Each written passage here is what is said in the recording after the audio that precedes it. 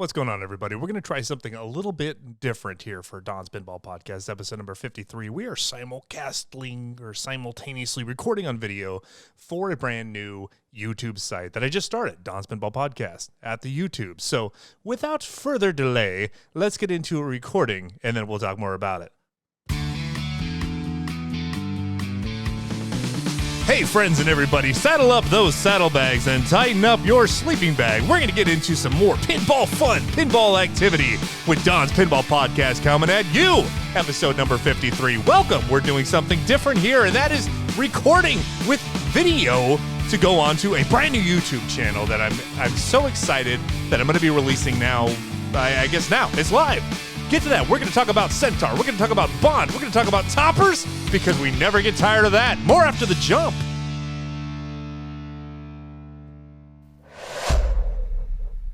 Ladies and gentlemen, what's going on? Hey, I did a great live stream the other day, unboxing of Iron Maiden, and I had a ton of people in the chat. That was so super fun, and I've got more live streaming news to break to everybody. I want to do a regular weekly live stream. Hey, how about that? Let's get into some news, because in the last few days, our boys over there at Haggis Pinball, down under in Australia, where it is currently winter time, have announced their next game for reasons. I don't want to get into any of that. Let's just look at what we've got, all right? There's two versions of Centaur, right, from the 80s, this black and white machine that I've got on the virtual pin right here sitting behind me. It's not a bad game, and truth be told, I do like it better than I like Fathom, especially because, like, the in lanes aren't the out lanes. That just boggles with my mind. Love the Fathom art. I like the gameplay of Centaur better. So, all good, right? Let's all just throw out our money and for these deposits and let's get it, right? Well, yeah, the only issue there with, ordering from Haggis is just the consumer confidence that I just find lacking in our Australian brothers. Nothing against dudes personally, haven't met them. Sure, they're top blokes, right? And Centaur looks like a very pretty game. Now, there's two versions here, right? They're going to be a $10,000, kind of regular version, which looks fine, for all intents and purposes. And then they went ludicrous with the $16,000. Those are USD prices. They're even higher than the Australian prices. But the $16,700 for their top end edition. Both editions do come with toppers. So as a topper pro, respect, homies, right? I'll buy you a burger at Hungry Jack's for that. But, let's look at this. Okay, so Centaur right now, there's one available that's been restored on Pinside, $6,000. And the appeal of these remakes of games is a chance to get a brand new built game, cheaper and, hopefully with more reliability than a restored original classic game, especially if not that many were made or they're not available. Medieval Madness, great example. That game from the 90s is fantastic. It's got a castle that blows up. Brian Eddy, dude, bring the magic back. But this game was selling for, absurd amounts of money. So CGC was like, hey, we'll remake this. And hey, it won't even cost you as much as what you can fetch, an original refurbished one for. But that's not what we're dealing with here. This is commanding a lot more money to make this game. All right. So notwithstanding, do I think $10,000 for a Centaur is reasonable? Single level play field? It's hard to say because we have Pulp Fiction coming also from our friends at CGC, single level playfield, dynamite theme, great gameplay, but with modern sensibilities. And it's like $8,000 for the special edition. Sure, you'll be paying $15,000 if you want to, pay a scalper for their LE edition because those are sold the heck out. But for the SE, a decent game, $8,000. Is Centaur really worth $2,000 more? For me, it ain't no way. No, not today, not in this lifetime. Number one. Number two, when are you going to get this game? We haven't really seen, Haggis churning and burning as far as getting their games out. The one that I have played, a Mermaid Edition of Fathom, fantastic. Haven't seen a Celts in public. Would love to give it a flip. Not looking to buy one. The art, man, the art, I can't bring that thing into my house. Sorry. No offense to the artist or anything, just not my personal vibe. I'd bring in 2 Oktoberfest before I'd bring in a Kells. I'm just saying. I'm just keeping it real. Keeping it 100 for everybody. So, I don't know, man. So at this point, there's still people that are waiting on Fathom Mermaid editions that pre-ordered. It's kind of had a sordid history. If you bought that, or pre-ordered that top version, you were going to get some exclusive code, and then they decided, hey, well, let's make this code available for everybody. It makes you wonder, is this a company that's out of money and is just, releasing this new game to try to get pre-order deposits in order to pay for the completion of the rest of their game? That narrative makes sense to me, so must be true, right? Haggis, reach out to me, please. I sent you guys an email. I want to trade some t-shirts. Hell, I will come to Australia and visit the factory, dude. Shake your hand, and I'll bring some Hungry Jacks just for you. But I haven't heard anything back from these guys. You flip it out as their United States distributor. If you want to get on one of these games, you kind of know what you're getting yourself into at this point. I feel bad for people that were maybe misled about Fathom, but if you go in on a Centaur, knowing what history we have so far, and hopefully they prove us totally wrong and just do gangbusters on this game, it is what it is. That's kind of my piece on the Centaur. I am not going in on one, and I love me some pinball. And heck, I got Centaur right here. If I'm going to go play it, it's right behind me on my VP. I got 2 versions of it, one of which is even colorized. And look, I got a little topper screen up there too for the folks on the YouTube video watching this. They can see it, man. Ultra VP. What a great machine. Lets me explore these games. And this one comes with Bing Bang Bar, and it was less than $10,000. So that's just what I'm gonna say about that. Let's move on to James the Bond. The other night I was watching Skyfall, and I think I'm starting to get it. I like these newer Bond films, Skyfall, Quantum of Solace, the remake of Casino Royale, with the Daniel Craig edition. So I get that people that grew up with the original Bond, the OG Bond, they're feeling like that nostalgia. The DB5 was in Skyfall, so that was fun. And they even made a little joke about the ejection seat, so that was topical. So, I don't really feel his connection with Stern's Bond machine. It plays okay. To me, it feels like Deadpool, which Deadpool's okay. This one's okay. I think given the 2, I'd probably go with Deadpool, but it is what it is. But if you had the theme connection to OG Bond, I can get it. I can take it. And the code, it's getting there. Well, they released, just Stern does this, man. It's just like, hey, today's a Thursday. Let's just, without saying anything, just throw out all of our accessories, side armor, rails, shooter rods, toppers, whatever. They're limited. Who knows? If you were, on an island today and missed it, well, then you're not going to be able to get one. So they dropped all of the Bond accessories this morning. I was getting text messages and people are like, Bond accessories. And I'm like, what about it, bro? And then I went online and just saw everything. So it looks like they took the armor from Bond 60th and that's available. They took the shooter rod from Bond 60th and now that's available. They took the art blades. I don't know, were these... No, Bond 60th, that $20,000 machine did not come with art blades. So there's some art blades there. I guess an aesthetic choice on the behalf of the artist. It's depicts scenes and things, but it's not really integrated into the gameplay or whatever. It would have been nice to see, since there's 3 different versions of the Cornerstone Bond, if there were kind of matching art blades to go with each one, right? The Dr. No version for the Pro, you only die twice for the second one, and then what's the third one? I can't even remember. But that would have been interesting. They did this with Star Wars, Stern Star Wars. They gave you 6 art blades, and you can kind of mix and match and pick what you wanted. That would have been kind of cool. Not what they did. Also, the topper is also from the Bond 60th. They released all the accessories from Bond 60th, and you can go buy them and put them in your regular Bond if you want. I would have liked to see the Bond 60s kind of stand alone. I would have liked to see it come with art blades too, but whatever's whatever. The shooter rod, which I'm known as a topper dude, obviously, but I also like the shooter rods, but I like the shooter rods that are interesting. The Black Knight Sword of Rage shooter rod, the Elvira's 40th anniversary shooter rod. These are fun, cool looking things, Groot, I don't really care about. But the one for Iron Maiden, great game. Shooter rod, pretty boring. Plastic with a little insignia on it. This is the same thing. It's the same shape, plastic, little insignia. Rush has an awesome light-up shooter rod. Stranger Things has an amazing D20 light-up shooter rod. Come on. But the rods for Bond are, I guess, just left over from the 60th. Go get one if you want. I don't know. I think there's better options out there, personally. But that's what came out. Also, what came out is new code. Now, the code has been blowing up in Bond. I've played a couple of them on location recently with the new updated code, and there's a lot more stuff going on there.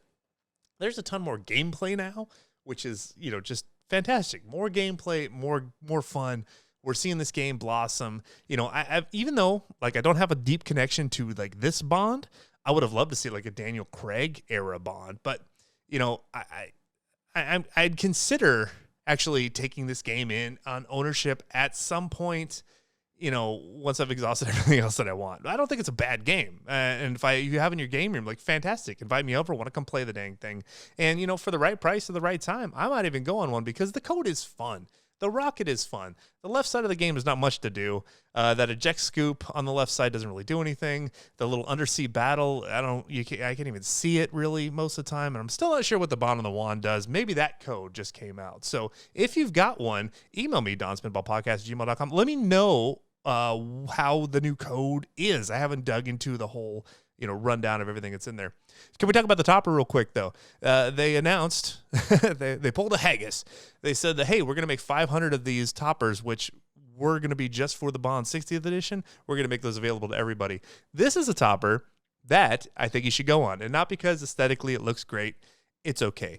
Not because it's a steal on price, because it's $1,000. The 60th anniversary ones came with a little signature from Keith Owen. If you want, tote this thing to a convention and get him to sign it or whatever. But these are limited. There's only going to be 500 made for the Cornerstone versions.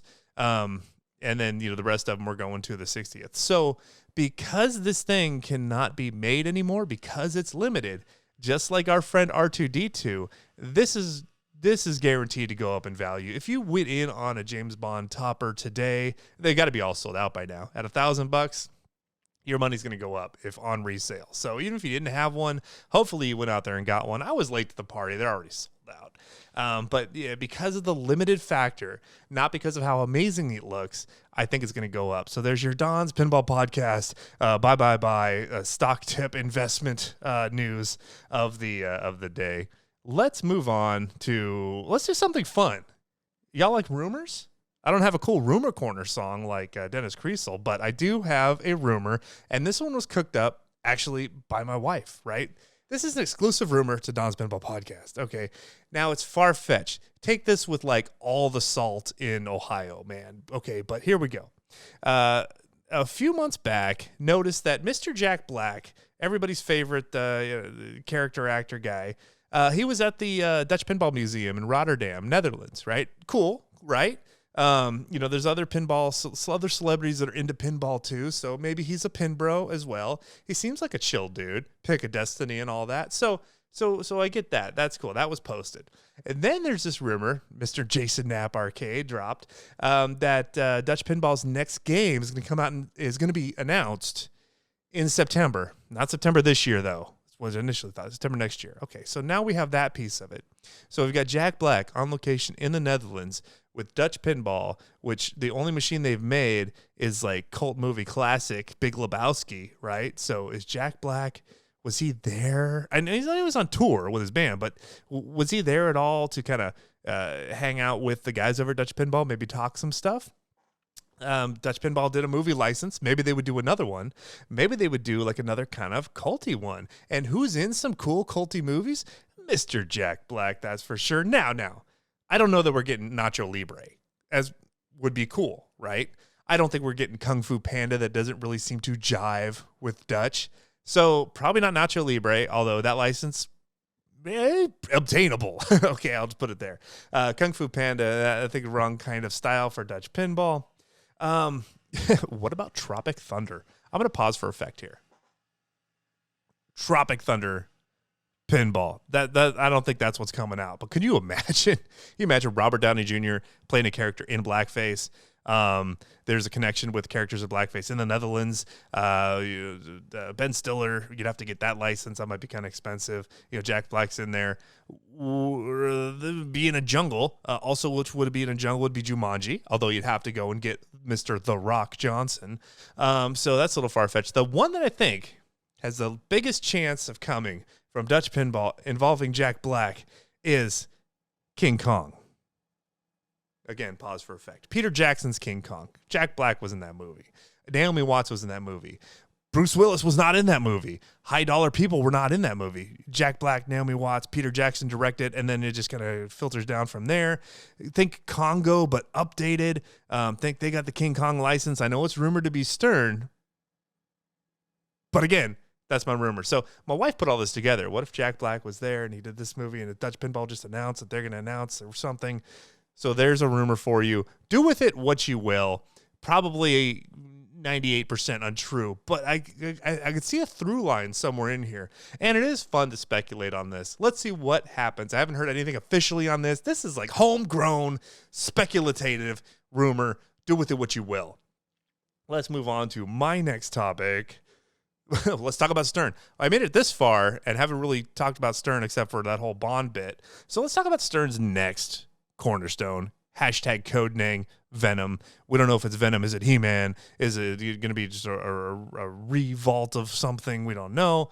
But they have released the map layout online for San Diego Comic-Con, which kicks off on the 20th of the month. I think we're about 2 weeks out now from it. So that's exciting. We may have a new Stern Cornerstone in 2 weeks. Oh my goodness. Let's all fangirl about it. I'm so giddy. I can't wait. So some mad lad went online to the interactive map of the convention floor where you can click on all the booths and see like who's going to be there. And can we just say San Diego Comic-Con looks like a freaking amazing pop culture convention to go to, because I was clicking around and looking at all the cool things that are going to be there. That notwithstanding, the Stern booth is shared by a music band production company, Reigning Phoenix, right? And one of the other bands that this company manages is a metal band called Venom. Boom, let's do the drop. Did that just land like a thud of bricks, man? So is that more confirmation for Venom? Jason Dabb seems to think so, and he's like killing it on rumors now. So I hope that this rumored Venom game, if it comes out, I hope it comes out soon. How cool is this, right? In the same month that we get this black and white game Centaur reported to be coming out, we're going to get another black, white, and silver themed game with Venom. If that's true, oh my God, I can't wait. I'm going to put that thing in my game room. I'm going to put it in here somewhere. I don't know where it's going to fit behind me, but I'm going to make room for the Venom. Into the Spider-Verse, maybe? Who knows? The codename is Venom, but what if it was Into the Spider-Verse, but with all different Venoms? There's so much speculation here. Venom's deep. This would tie in, though, that the fact that Todd McFarlane, one of the creators of Venom, was at Comic-Con last year, but like it got bumped because he has some contractual obligation to get Bond out. I don't know. Just totally speculative. But we're going to know in a couple of weeks. And that, my friends, is exciting. I can't wait. New pinball. We love new pinball. Hopefully it's good. Hopefully Brian Eddy brings that I was going to say Maniac Mansion, that medieval madness goodness of some kind of interactive mech that explodes. I don't know. I don't know. I'm not a pinball designer. I can't wait to see what they make. I'm super excited. Let's talk about some other stuff. Episode 52, the last one I did with Jason Knapp. Man, that has blown up. So that was one of my first times really hosting, someone big on my podcast, which I was, super stoked and excited about. Andrew McBain, thank you to you as well. But, this was pretty huge. I had the audio levels kind of messed up on this one. I really wanted to try to hit them where they should have been. And I went into post-production. I got it all ironed out. So the first day, if you listen to it, I'm sorry. I know the audio levels were up and down and up and down. I went through and did it again, and that must have worked because I've had 450 people listen to that episode. So thank you. Give yourselves a round of applause. I can't believe 52 episodes in, I'm cracking 400 people. Holy crap. Now, maybe it was the fact that the audio sucked, and so I fixed it, and then everybody went back and re-listened to it. But if that worked, I think I'll start kind of messing up the audio and then fix it the next day, and so people can come back and listen to it. But thanks, everybody, for that. Thank you, Jason Knapp, for coming on. I need to have him back as just like a regular, like give me the rumor updates guy. Just have him drop on in. What do you say? Jason, let's do it. I'll send you a t-shirt every time you come on, man, to make it happen. Let's talk about some recent production from Stern here with Mr. Iron Maiden. What a fantastic game. I got my premium delivered. I did a live unboxing video. I meant to do it on YouTube, and then when I went to get on there, YouTube needs like 24 hours notice for a new channel to be able to do it. You need to have 50 followers and all this crap. So I put it up on Facebook, but I kept it permanently on there. So if you want to watch the unboxing video of Iron Maiden, I've got it ready. I did kind of a fun thing. I'd ordered this game, didn't really tell anybody that I was getting it. And then it showed up at the distribution center. So I went and picked it up, and then I blocked out the name and I posted a picture, and I'm like, I picked up a game. What did I get? And everybody was speculating. It was all good fun. And so like I undressed her in front of everybody, and then there was like a big reveal. It was fun times. Thanks everybody for coming on there. I love the comments and everything and feedback. And I want to do more of these videos for you guys. I want to move into the YouTube frame universe where we can do videos and things. I'm gesturing with my hands right now, and you audio people, you can't listen, but the video people, they can see it. Man. What do we have next? So I got my Iron Maiden Premium. I'm doing the whole Don's Pinball Podcast treatment to it. It's got a shaker. It's got a knocker. I've got some ninja balls coming. I just put in some art blades, and I was thinking of going with the original Stern art blades here. But if you guys checked out Pin Graphics lately, they have this holographic line of graphics that they're doing. I had gotten some for my Jersey Jack Guns N' Roses. It was the concert posters, but on this like iridescent paper, so it was like all like foily and shiny, and bro, I just love that. So I went in there and I got the pin graphic version of the Iron Maiden graphics, but with that like iridescent holographic kind of foily paper. Man, it's fire. I love this thing. Funny story here. Cute story. I had went ahead and took out my playfield to put my art blades in and got them in great. We used the wet method, put the playfield back in, fired up the game, and like it couldn't locate the balls for some reason. It took my 12-year-old to come down and be like, yo, Dad, I know you took the playfield out. Did you like reconnect it before you turned it on? And that was the problem. That was easily fixed. Thank you so much, everybody. Hit up Don's Pinball Podcast, donpinballpodcast@gmail.com for emails. Go to the Facebook page. Give me a follow. I'm trying to build that up. And youtube.com/@Don's Pinball Podcast. I got a channel there now. This video will be up there as soon as I figure out how to get this high quality audio merged with the video. Give me your feedback. Give me your comments. Everybody, you're ordering t-shirts like crazy. I'm at the post office every day. I love it.